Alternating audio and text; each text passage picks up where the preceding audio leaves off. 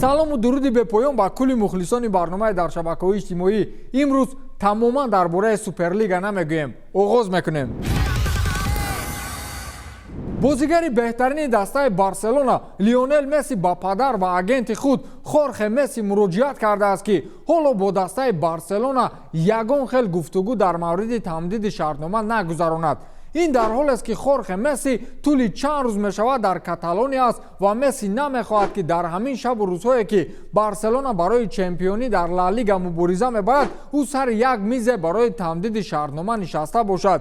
ин албатта муваққатан аст ва месси ба гуфтае тибқи нақша интизори дубли тиллоӣ аст. лео алакай ба дастаи барса чанде пеш дар финали ҷоми испания муқобили дастаи атлетик билбао ғолиб баромад ва 2 голи финали мазкурро маҳз лео месси ба ҳадаф расонида буд. акнун дастаи каталонӣ дар ҷадвали чемпионати испания мавқееро ишғол кардааст ки имконият барои ғолиб омадан дар ла лигаро доранд. аз ин рӯ месси намехоҳад то дар ҳоли тамоми ҳушу ёди барселона ба чемпионат будан мавзӯи ӯ баррасӣ шавад ва ин таъсире ба фазои даста гузорад. акнун моро мебояд сари ин мавзӯъ вақте баргардем ки барселона ё шонси ғолиб омаданро дар ла лига аз даст медиҳад ё замоне ки ғолиб мешавад. гумонам бар замми ҳама муносибатҳои бародаронаи президенти барселона бо месси ӯ меравад.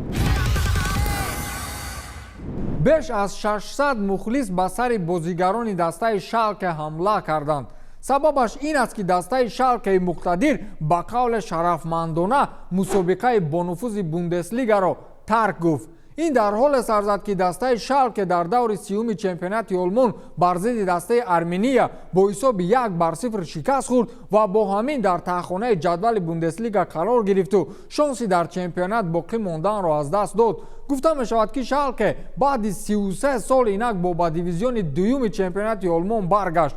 ин даста мавсими 1987-1988 бо чунин ҳолат дучор гардида буд ва онҳоро 3 сол лозим омад то боз ба бундеслига баргарданд. мухлисони даста ки ба иттилои шумораашон беш аз 600 нафар буд то соати 1 шаб мунтазир буданд то автобуси даста баргардад. мақомоти маҳаллии ҳифзи ҳуқуқ баъдан изҳорот доданд ки гурӯҳи зиёди мухлисон интизор буданд ки автобуси даста баргардад ва онҳо суолҳои худро ба бозигарон пешниҳод намоянд, вале нақша куллан тағйир ёфт вақте автобус ҳозир шуд. гурӯҳи мухлисон бо сангу чӯбдасту оташдаст сӯи автобус ҳамла карданд. хушбахтона кормандони ҳифзи ҳуқуқ ки он ҷо қарор доштанд саривақт садди роҳи ин қазия гаштанд то ба футболбозони даста осебе нарасад. ҳоло дар мавриди касе парвандаи ҷиноӣ боз нашудааст, вале нисбати ин масъала корҳоро ҷиддӣ ба роҳ мондаанд.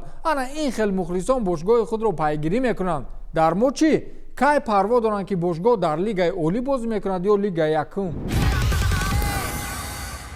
жозе мауриньо собиқ сармураббии дастаи тоттенхем ки чанде пеш аз симати сармураббигии дастаи лондонӣ ба истеъфо рафт, ин навбат барои ёфтани ҷойи кори нав худро зиёд мунтазир намонд. барои мутахассиси португалӣ номзадҳо ин навбат пай дар пай шуданд. номзади асосие ки жозе ба иттилои зиёд ба ҳамон даста меравад ин бошгоҳи валенсия аст. инро гуфтем баргашти дубораи жозе мауриньо ба саҳнаҳои бузурги испания. агар ёд дошта бошед маҳз омадани жозе ба ла лига чанд сол пеш шукӯҳи мусобиқаи ҳамон вақт дуюмдараҷа ба авҷи аъло расида буд. расонаҳои испанӣ хабар медиҳанд ки аллакай намояндаҳои дастаи валенсия бо агенти жозе жорже мендеш дар робита буданд ва барои гуфтугӯ ҷониби португалӣ вақт талаб кардааст. гуфта мешавад ки дастаи валенсия мехоҳад ҳар чӣ зудтар ба қавле аз ситами сармураббӣ хавиер гарсия халос шавад. жозе ки ба испания омад донед ки бо худ ба гуфти мардуми худамон файзу баракат меорад. нашавад ки гвардиолаву клоп ҳам аз пушти ӯ рахти сафар бубанданд.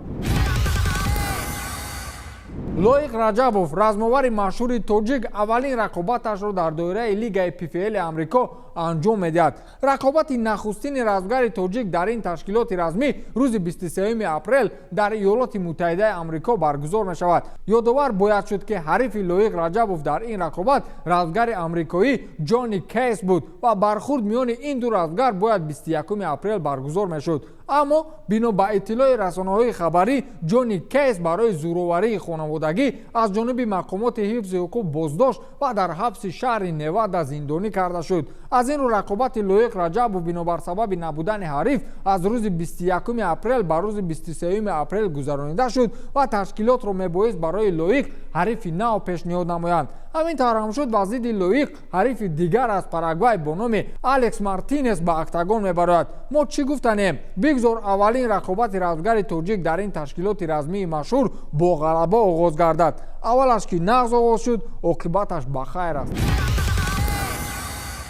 Килиан Мбаппе, футболбози машҳури фаронсавӣ ки доир ба гузариши ӯ ба Реал Мадрид сару садоҳо хеле зиёд аст, дар шаҳри Мадрид хона мехарад. барои чӣ? расонаи хабарии Гол ин иттилоъро расонӣ кард ва таъкид ҳам кард ки хона харидани Мбаппе дар Мадрид ба гузаришаш ба дастаи Реал ягон иртиботе надорад. фақат фаронсавӣ мехост ки дороиҳои худро бо хариди манзил сармоягузорӣ намояд. ин ҳам пешорӯи чигунае гуфтем нақшаҳои трансферии дастаи шоҳона аст ки бо иттилои манбаъҳои боэътимод Реал хостори ба даста овардани Мбаппе аст ва ин тобистон барои ин гузариш Реал ҳатман ба бозори трансферӣ хоҳад баромад. хулас агар расонаи хабариро бовар кунем, пас хонаи харидаи Мбаппе дар Мадрид ягон робитае ба трансфер надорад. вале агар мантиқан фикр кунем, чаро маҳз дар Мадрид? масалан дар дунё Рим аст, Амстердам аст, Барселона, Истанбул, Москва, Бишкек, Ташкент, Ёвон.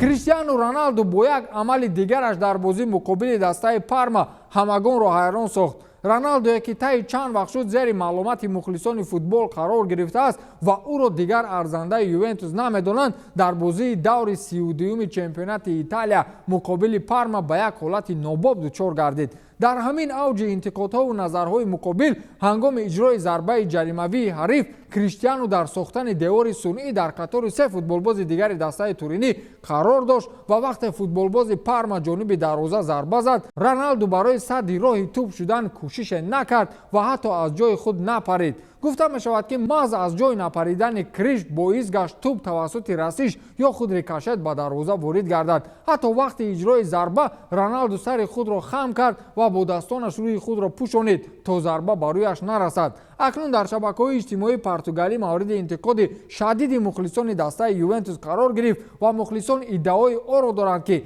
ин футболбоз ба дастаи мо содиқ нест ва бигзор имсол аз даста биравад. мегӯянд аз рӯзе Роналду ба Ювентус омад, даста сус шуд. шумо чӣ мегӯед? як қиссаи аҷиб дар атрофи дастаи Кёлн аз чемпионати Олмон ё худ Бундеслига. аз соли 1950 дар дастаи Кёлн як одате пайдо шуд ки то имрӯз идома дорад.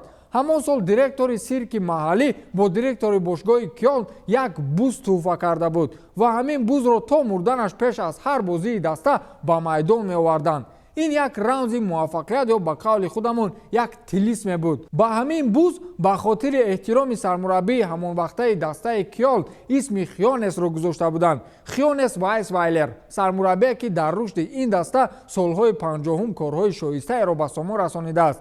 яъне ҳамон буз Хёнес ном дошт. хулас он буз мурд рафт ва ба ҷои ӯ бузи дигар оварданд ва онро ном гузоштанд Хёнеси 2. ҳамин тавр Хёнеси 3, Хёнеси 4, Хёнеси 5 ва ҳамин гуна идома меёфт. ҳоло ин хел нашудааст ки аз соли 1950 инҷониб ягон бозии хонагии дастаи Кёлн бидуни Хёнес баргузор шавад. хуласи калон, дирӯз расонаҳои хабарии Олмон аз даргузашти Хёнеси 8 иттилоъ доданд ва ҳамагон дар сомонаи дастаи Кёлн бинобар даргузашти Хёнеси 8 изҳори ҳамдардӣ баён карданд. боз унҷо навишта шудааст ки Хёнес соли 2019 вазъи саломатиаш бад шуд ва ҳамон сол ӯро ба нафақа фиристонданд. мавқеи ӯро бошад Хёнеси 9 ишғол кард ва имрӯз мутаассифона Хёнеси 8 дар синни 14-солагӣ вафот кард. ана ҳамин хел садоқат нисбати як одат дӯстон. агар ин Хёнес дар хонаи мо мебуд, шояд дар 2 солагиаш дунёро падруд мегуфт. ин ҷо гӯраш мекардем. ба ҳамин тамом, то дидор, хайр.